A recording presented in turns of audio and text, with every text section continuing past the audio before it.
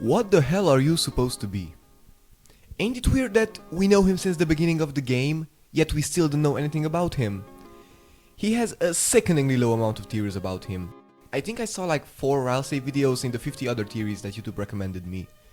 But don't worry, I think I cracked the code. It all started when I was sitting in church and suddenly a revolutionary idea was sent to me from above. I felt the community's need for Ralsei theories, so I opened my third eye to see the truth and took courage to create this video. But first, let's get into why it's so hard to figure out Ralsei's identity. The first thing that restricts us is that he can't really be a lightner. This is because we don't see him at all in Hometown, and also he told us that he couldn't come into the light world. I guess this is not quite concrete proof because he could just be lying in the dark world, and who knows, he might be sneaking around in the light world. However, this is very unlikely because Toby Fox is adamant about not selling plushies or merchandise based on lightners, but if we check the store, hell, if we play the game, we can see Ralsei in plush form. So, if he's not a lightner, he's a darkner for sure, no? Well, not quite. Boy G and Eddy C have already made 2 fantastic videos on why this isn't the case. I will be very brief, but if you'd like something more in depth, please check them out, since I did steal an idea or 2 from them. So basically, any darkner has to correspond to an object, but we can't really find any eligible objects to be Ralsei. Objects only found in one place are automatically disqualified. This is because we see Ralsei in many different dark worlds spread out across Hometown.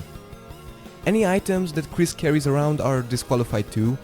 This is because at the end of chapter 5, we see Susie entering Castletown without Kris and Ralsei is still there. Theoretically, he could be an item that Susie carries on her, but I don't think that's the case because we have no proof for it and it would be very underwhelming. Many have also noticed that most darkners are heavily based on the object they correspond to, but Ralsei feels more like a unique person, more like a lightner. Doesn't that description remind you of anyone?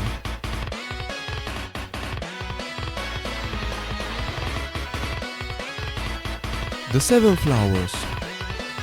The 7 flowers all could pass as lightners just like Ralsei. That is because they are, in a sense, they are living beings. The only reason why they aren't true lightners is because they don't have consciousness, them being plants and all. I would also like to mention the similarities between Flowery and Ralsei. It's like they are 2 sides of the same coin. They are the 2 characters that show the most self-awareness / power in the dark world, being able to boost stats through the roof and knowing the UI down to the specifics of the options menu. Also, both of them have at least some connection to Azrael. Ralsei through appearance, his name being an anagram of Azrael, fire magic and in my opinion personality too.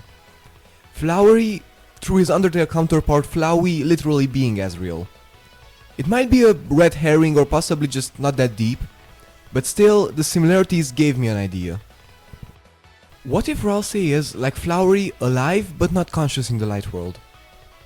With this in mind, I was pondering, looking back at all the theories that came before, and that's when I remembered a very crucial one. The Kris Goon theory.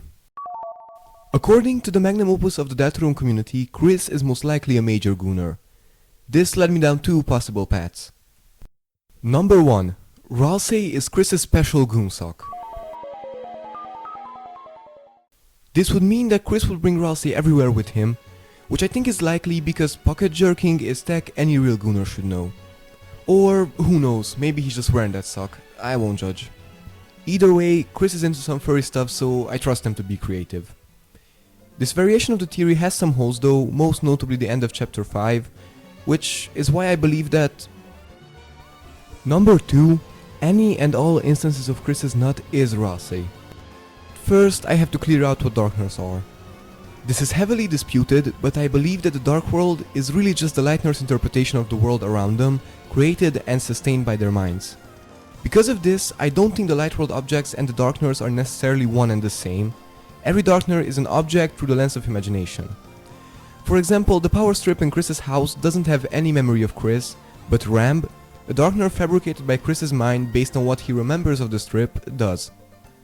A counter-argument would be instances where the dark world had an effect on the light world. However, I think anytime that happened, the changes still happened in the light world, it's just that we saw it from the perspective of the dark world. The TV didn't break because Tana was killed, but rather Tana died because the TV was broken. Still, I don't know how the hell Ralsei crossed the Great Door, but I think it's more so his power rather than something the dark world can do. We know that he's not a lightner either way, so I guess he called upon Big Gas to send a follower to close it. Now that the boring definitions are over, let's get back to serious talk. According to my theory, after the first time the link was made between Ralsei and Kris Kurt, any and every instance of said Kurt can be interpreted as Ralsei to them, as it is imbued with the same heartfelt emotions, the same passion. I am not sure if this link is made in their subconscious or if they are aware of it, but either way the theory stands. To them, every tissue is a fragment of the whole that is Ralsei, and with the power of the mind, that is enough to see him in the dark. This is also why Ralsei can retain his memories even though he is not the same individual object in the real world. Still, my favorite part of this theory is the implications. This means that Kris has Goon at every location where there was a dark fountain, and that he always just tosses Ralsei in some trash can. When Ralsei starts with us, you could also assume that nasty ass Kris just has one in his pocket. If he's aware of what Ralsei really is, he may have even left the house between chapters to bring Ralsei to the location of the next fountain, which he would know the location of since all the fountains were opened by either Kris or the Knight. Now that you get the gist of the theory, let me show you some details which make it undoubtedly 100% canon. First, the only thing we know for sure to be true, the prophecy, okay, like 90% sure, supports the theory. The prince alone in deepest dark. If I'm right, then he for sure hasn't seen the light of day. Hell, he wouldn't have even seen anything cause he would be rotting in the deepest, loneliest corner of Kris's room or in the bottoms of trash cans. Usually, most theories can't really explain Flowery's comment of him being an impossibility. But in our case this would make perfect sense, as semen usually die out if they can't fertilize anything. It's only because of the sheer determination and hope exerted amidst Kris's sessions that life could persist. There were also some speculations that Ralsei might be Kris's persona, born from the fact that they are bothered by being the only human in town. In this theory this works extra well because it would make sense that someone that was literally a part of Kris will end up being a manifestation of his psyche.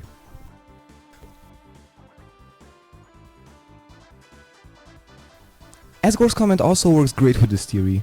At first the facade of a monster was convincing, but something felt off, which makes sense because he is made from human parts.